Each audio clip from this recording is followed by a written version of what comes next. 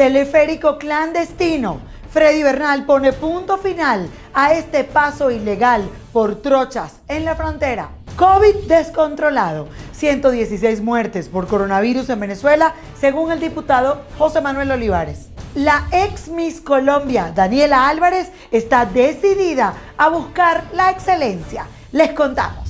¿Qué tal, amigos? Esto es Impacto Venezuela. Hoy es martes 30 de junio del año 2020. Comenzamos revisando algunas informaciones, entre ellas el aumento de casos de COVID-19 en Venezuela, lo que tiene que ver con, de alguna manera, ocultar las cifras reales por parte del equipo de Nicolás Maduro, toda vez que los expertos que están acompañando al presidente interino Juan Guaidó han hablado de algunas otras cifras reales. Entre tanto, 5.300 casos aproximadamente es el número que se maneja en la actualidad. Por eso, el día de hoy nosotros queremos invitarles a que a continuación nos acompañen en nuestra mesa de análisis el día de hoy con el exministro de Salud, Rafael Orihuela.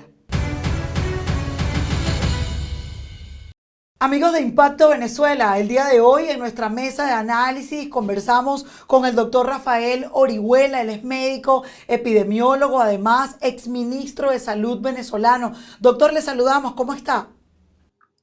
Buenos días, bueno, pendiente de esta situación que estamos viviendo en Venezuela, que cuesta creerla, pero bueno, nos alcanzó la realidad. Sí, además de eso, habíamos tenido la oportunidad de traerlo a nuestras primeras mesas de análisis que hicimos cuando comenzó la pandemia y pudimos de alguna manera saber que no se equivocó en el tiempo. Cada uno de los pronósticos que usted ofreció han resultado acertados, lamentándolo bastante. Hubiésemos querido que usted se equivocara, pero lo que ha ocurrido en Venezuela con el coronavirus ha sido definitivamente impactante. Colombia registra una cifra el día de hoy, lunes 29 de junio, de casi 92.000 casos de coronavirus, pero en Venezuela el régimen de Nicolás Maduro habla de 5.300 casos nada más, es decir, que Maduro aparentemente estaría manejando esto de manera perfecta en el mundo.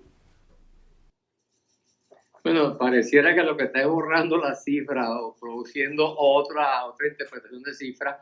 Yo inclusive lo dije en aquel entonces también, que uno de los problemas que teníamos en Venezuela era primero que el ingreso de pocas personas infectadas en aquel hueco famoso entre el 4 de marzo y el 16 de marzo. En ese hueco entraron muy pocos aviones al país porque no hay actividad económica, no hay actividad turística. Y bueno, ese puñito de gente, 8, 10, 12 personas, fue poco a poco creciendo aritméticamente hasta que en algún momento hay un punto de estallido, como ya estamos viviendo. Advertimos en aquel entonces que había que hacer lo que se llama la prueba esta de confirmación de PCR, que era la única manera de perseguir en caliente al virus, saber dónde anda, dónde aparece, cómo aparece, cuándo aparece. Eso no se hizo. También cuando vino un poco sacarse la cuenta, porque la OMS presionó a Venezuela para que informara cuántas de esas pruebas había hecho. Bueno, resulta que teníamos hechas alrededor de 90 pruebas diarias, cuando necesitábamos por lo menos unas 1.000, 1.500, 2.000. En la consecuencia, ¿cuál es? Bueno, el virus se fue regando poco a poco, pues se fue, digamos, enraizando en Venezuela, en todos los estados, y hoy en día tenemos una situación de estallido, de explosión, varios estados con muchos enfermos y con mucha dificultad para atenderlos, concretamente los estados fronterizos, sobre todo Bolívar, el estado Apure, y por supuesto lo del Zulia, que es como decir la tapa del frasco, porque es un problema de muy difícil abordaje y solución. Lo estamos viendo allá, lo estamos viviendo a diario. Y bueno, cuando tú sacas una cuenta muy elemental para saber por dónde andan los tiros en materia del coronavirus en Venezuela, veamos que hace 2 o 3 meses atrás las cifras se contaban por unidades de casos. Hay 8 casos, hay 5 casos, hay 4 casos. Y eso era como después, centenas de casos, decenas de casos. Ya estamos en unas cifras que evidentemente son disminuidas, o sea, son cifras manipuladas, pero aún así te está diciendo, vas en un problema serio. Mira, solamente el hecho de tener 6 personas del sector salud, trabajadores de la salud, enfermeros y médicos muertos, contaminados con el virus, yo te dice a ti la gravedad del problema. Claro. Y en Zulia el problema es muy grave. A eso iba, doctora, a comentarle que nada más en un solo hospital del estado Zulia denuncian en el universitario, denuncian que hay 395 casos de coronavirus en un hospital. Es decir, pues Zulia tampoco es que es el estado más grande de Venezuela. Estamos hablando de una población, digamos, normal. Entonces, lo que nos preocupa, lo que nos alarma es que además es un estado que de alguna manera también es fronterizo, frontera con Paraguachón, con Colombia. Entonces, ¿qué viene en los próximos días para Venezuela? Usted hablaba en el mes de marzo que justamente en el mes de julio y agosto iba a haber un estallido de la crisis del coronavirus, pero que no iba a ser bien manejada por Nicolás Maduro. Entonces, estamos en pleno momento. Estamos en pleno momento y también lo dimos en aquella oportunidad, llamamos la atención para que se hiciese un esfuerzo grande para adquirir la tecnología que se necesita para atender los pacientes graves. Dijimos, en Venezuela hay 1.200.000 personas que tienen más de 65 años de edad. Esa es la población objetivo de riesgo porque da síntomas, tiene comorbilidades, fallece mucho de ese grupo etario y hay que estar preparados. Bueno, pasaron los 2 meses y no nos preparamos nada. Seguimos en un estimado de una cantidad de camas tan pequeña como 120, 110 camas de hospital para atender pacientes respiratorios en terapia intensiva. ¿En todo el país? No, en todo el país. No tenemos ni la capacidad ni la maquinaria instalada y un punto muy importante que son los especialistas. No tenemos los expertos en unidades de terapia intensiva, es una cuestión muy delicada, muy exigente, tanto la enfermería allí como la parte médica es muy complicada y esto por supuesto nos va a colocar en un problema, en un dilema ético muy pronto, que es que si tú tienes 100 camas y tienes 500 enfermos que tienen que ser atendidos, oye, estás ante la grave disyuntiva de saber qué va a hacer con nosotros, con los que nos puedes atender. Yo he estado pensando, fíjate, a mí me tocó inaugurar un hospital en el año, creo que 93, que es el Hospital Binacional de Paraguaypoa. Muy bonito, muy moderno, cuando allá en su momento, no sé qué pasó con eso, pero ya el estado de alarma que tú puedes captar en la zona fronteriza, tanto en el lado nuestro como en el lado de Colombia, allí debería pensarse en cómo se crea una suerte de comando unitario binacional que se ocupa hasta donde pueda, hasta donde le dé la fuerza, ¿verdad? Para meterse en el asunto, que pueda, como un problema, digamos, internacional, buscar el recurso de la ayuda internacional que también se ha ofrecido y que no se ha aceptado. Pero fíjese que Colombia creó, no en esa zona específica que usted habla, pero Colombia creó el Centro Sanitario de Tienditas.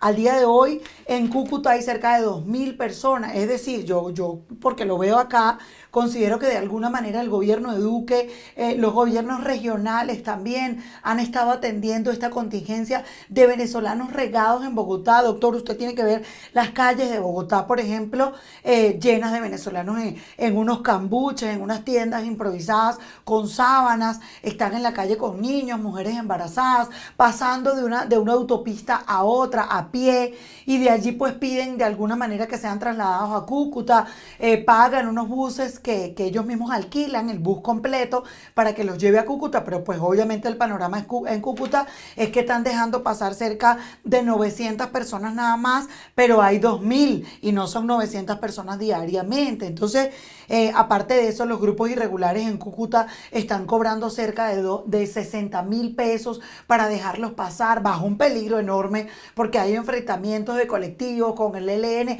hay una mezcla horrible en frontera. Entonces, digamos que se ha instalado un centro de atención. Lo que pasa es que sobrepasa la capacidad. Es que no son 2 venezolanos los que han regresado, ya van 60.000 y todavía al día de hoy hay 2.000 personas en Cúcuta esperando para ver cuándo los dejan pasar, ¿sí? O sea, el panorama es complejo.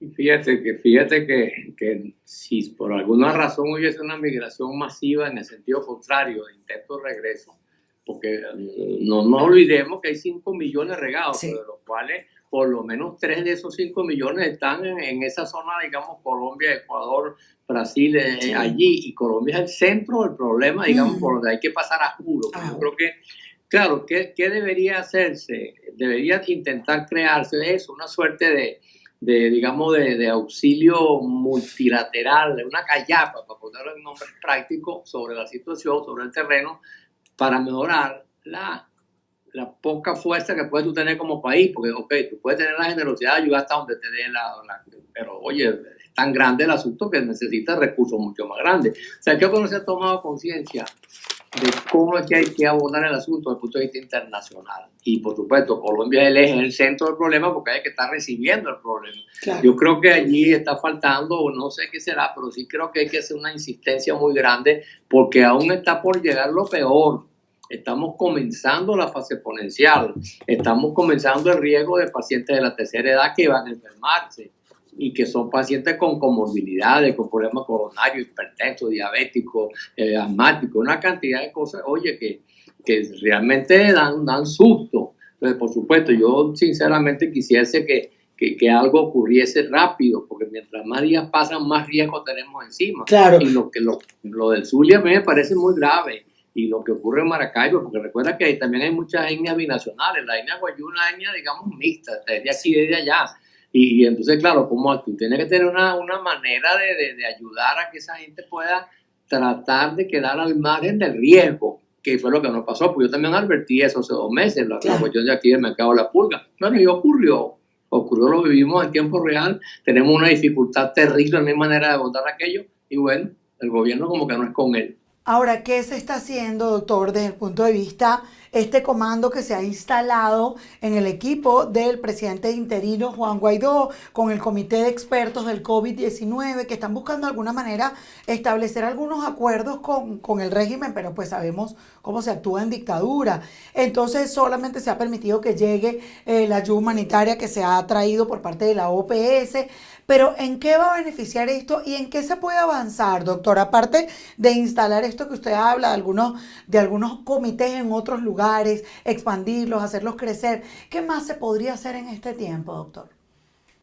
Yo creo que el tamaño del problema es tan grande que debería haber más agresividad de los organismos multilaterales, sobre todo los 4 que tienen que ver con el asunto, la OMS, la OPS, ¿verdad? La ONU, incluso como instancia, digamos, de conciliación mundial, para hacer un llamamiento de verdad al resto del mundo de que lo que está ocurriendo frente a nuestros ojos es una gigantesca tragedia. Y fíjate tú, por ejemplo, tú siempre hay excedente de lo que se está, digamos, comprando en el mundo entero, porque eso es como una cola, tú entras y vas comprando como te toque, como tengas el acceso al recurso.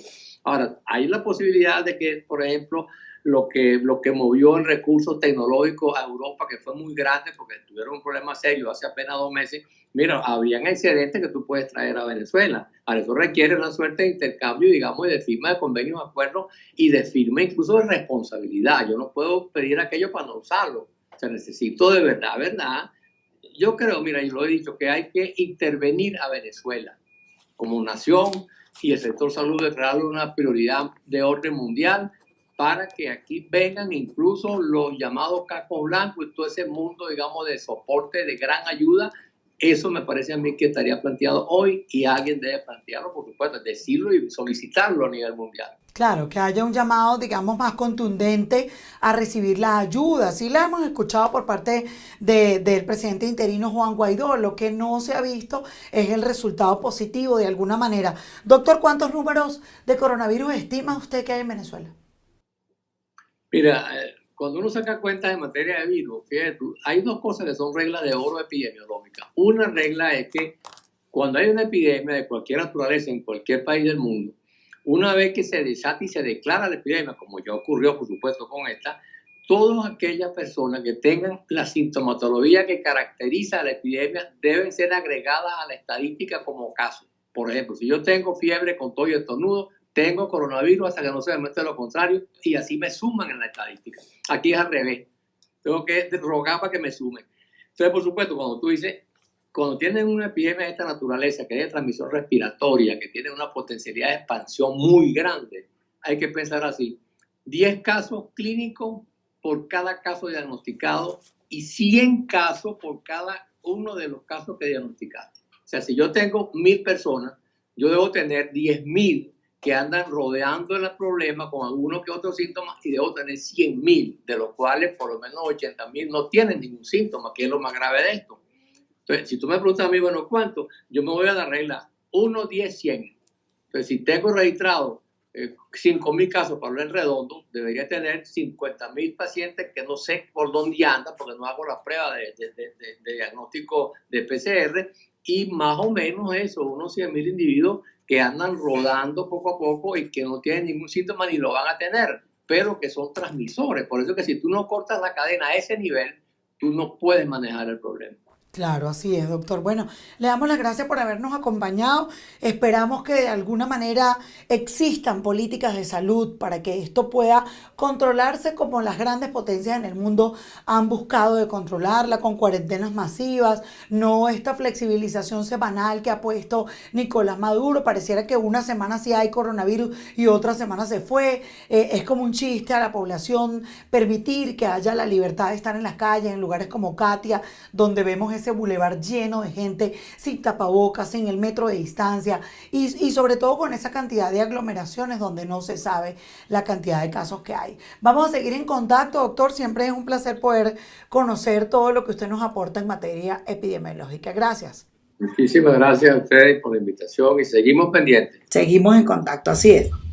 Amigos, conversábamos con Rafael Orihuela, médico venezolano, además epidemiólogo, de esos expertos en el tema, que también ocupó el cargo de ministro de Salud. Decía unas cifras impresionantes: cerca de 1.200.000 personas están en riesgo de vulnerabilidad ante el COVID-19. Otro de las cifras que queremos rescatar de esta conversación con el exministro Orihuela tiene que ver con que en todo el país, asegura él, que hay 120 camas para atender emergencias de unidad de cuidados intensivos. Él hace un llamado a la ONU, a organismos como Cascos Blancos, para que de alguna manera puedan ayudar a resolver esta crisis venezolana en este momento por la pandemia, por la atención que hay que darle a los ciudadanos en el caso del COVID-19. Dice que se trata de una tragedia gigantesca y que por eso dice que la gran recomendación que él da, el llamado internacional que él hace, es que es urgente intervenir Venezuela, porque en este momento el COVID-19 está comenzando una fase exponencial en todo el país. Nuestros equipos están desplegados en todo el país para traerles información de manera directa. Comenzamos en el estado Táchira, y es que el alto comisionado de derechos humanos de esta entidad, Walter Márquez, pide que se abra un canal humanitario para comprar medicinas y alimentos en Colombia. Esto debido al reciente hallazgo de un teleférico clandestino en esta frontera. Esto para el paso ilegal de connacionales. El reporte lo trae a esta hora Marine Glot. El alto comisionado de Derechos Humanos de Táchira, Walter Márquez, pide se abra un canal humanitario para compra de medicinas y alimentos en Colombia. Esto debido al reciente hallazgo de un teleférico clandestino en la frontera para el paso ilegal de connacionales. El teleférico clandestino fue derribado por la Fuerza Armada Nacional en el sector La Escalera de Táchira. En el cajón improvisado pasaban personas y productos para evadir controles. Usan balsas improvisadas, arman teleférico improvisado. Históricamente ha existido un paso formal y un paso informal a lo largo de la frontera. Y también con los riesgos que han acontecido en otras oportunidades de gente que ha perdido la vida cruzando el río frente a crecidas muy altas. Ante esto, Márquez pide mayor cooperación binacional entre los gobiernos de Bogotá y Caracas. Colombia y Venezuela tienen que ponerse de acuerdo, más allá de su diferencia política y ideológica, para regularizar esta situación de intercambio humano en los espacios de frontera. Aquí hay que equilibrar entre lo que es las medidas para combatir la pandemia con las necesidades humanas de todas las personas. Walter Márquez reconoce que la frontera colombo-venezolana es territorio permeable, por ende exhorta a la ciudadanía a mantener las medidas preventivas frente a la pandemia del COVID-19. En Táchira, Marine Glot, somos Impacto Venezuela. Gracias, Mariné, por tu reporte. Nos vamos a Caracas, y es que los paramédicos viales localizaron en las aguas del río Guaire el cadáver de un joven que estaba desaparecido luego de un accidente registrado la noche del sábado a la altura de San Martín, en Caracas. Nos vamos a esta hora con Joan Camargo. Joan, cuéntanos qué pasó.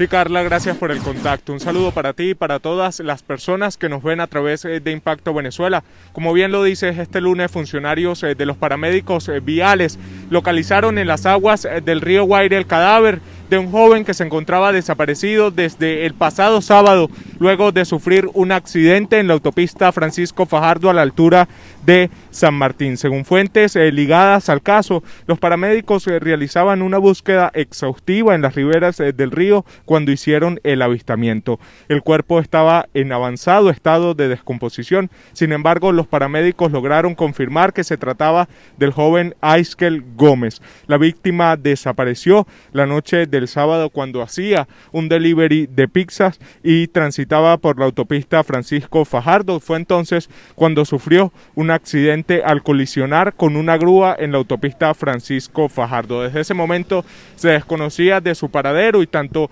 personas, entes gubernamentales como funcionarios de los paramédicos viales se habían abocado a la búsqueda que lamentablemente terminó con el hallazgo de su cadáver. Esta es la información que hasta este momento le podemos suministrar desde Caracas, Venezuela. Joan Camargo, Somos Impacto Venezuela. Gracias, Joan. Nos vamos al estado Lara. Y es que el presidente del Colegio de Profesores en esta entidad, Luis Arroyo, denunció que más del 80% de los estudiantes venezolanos tuvieron problemas para culminar las clases vía online. La falta de equipos electrónicos y la falla en los servicios básicos conllevó a que solo en el país se aplicara el 50% del contenido programático para el año escolar 2019-2020. La información la amplía a esta hora Ramón Vélez. Y esto es producto tanto de la situación actual de pandemia como que terminó vía no presencial online, donde más del 80% del estudiantado venezolano no tenía los recursos tecnológicos, la plataforma tecnológica de internet, teléfonos inteligentes, para adecuarlo, para llevar el mensaje educativo y para transmitir el servicio educativo vía online. Eso fue un total y rotundo fracaso, eso fue pura retórica. Del estado Lara regresamos a Caracas y es que pretender imponer un solo pensamiento genera resistencia y rechazo en la población. A juicio del cardenal Baltasar Porras, hoy más que nunca cobra fuerza la oración para lograr la sanación de la crisis política venezolana. Nos vamos a esta hora con nuestra compañera Stenif Olivares en Caracas. Luego de oficiar la misa por el 101 aniversario de la muerte del beato José Gregorio Hernández, el administrador apostólico de Caracas, Baltasar Porras, pidió a la dirigencia política coherencia y respeto a las diferencias. Ni el gobierno, ni la oposición, ni un gremio, ni las iglesias tienen la solución. Tenemos que sentarnos entre todos. Tenemos la necesidad de oírnos los unos con los otros y hay mucho talento humano y mucho deseo de hacer el bien a Venezuela, pero que hace falta compartirlo. ¿Para qué? Para que sea con la libertad que tenemos de criticar cuando haya que hacerlo, de reconocer el bien que se puede hacer. ¿Para qué? Es la única manera de ganar credibilidad y ganar confianza de la población. Hoy más que nunca Venezuela necesita oración y reafirmación de la fe. Y justo así, frente al santuario de la Candelaria, nos encontramos a Miriam Molina. Con emoción, nos relató su amor por José Gregorio Hernández. Le pido por la paz de Venezuela, el mundo, por el coronavirus, que ya sabes. Bueno, tanto que hay que pedirle. ¿Siempre viene para acá? Siempre. ¿Qué sintió cuando lo declaró beato el Vaticano? Uy, no, lloré todo el día. Lloré porque lo amo. Que el país recupere la libertad es un deseo común. El fin de la pandemia y la salud de los ciudadanos forman parte de la petición que elevan los venezolanos a los altares. Que nos dé mucha salud y liberación y purificación, tanto en Venezuela, la Candelaria y el mundo, que nos los merecemos. La ruta para que José Gregorio Hernández sea formalmente santo continúa, y aunque haga falta otro milagro para su canonización por parte del Vaticano, en el corazón de la gente el médico de los pobres no necesita título para creer en los milagrosos favores que concede a quienes con fervor le piden. En Caracas, Stenif Olivares, Somos Impacto Venezuela. Gracias, Stenif. Continuamos con más información. Y es que disminuye la distribución de gas en la zona sur del estado Anzoátegui por la falta de transporte. Además, existe un incremento de denuncias de fugas en el sistema de distribución directa. El reporte lo trae a esta hora Jesús Albino. Por falta de cisternas, la distribución de gas ha disminuido en la planta PDVSA Gas Comunal durante las últimas semanas. Nosotros tener el beneficio del gas comunal acá en el municipio, ya que no está llegando constantemente como está llegando anteriormente. ¿Con qué frecuencia?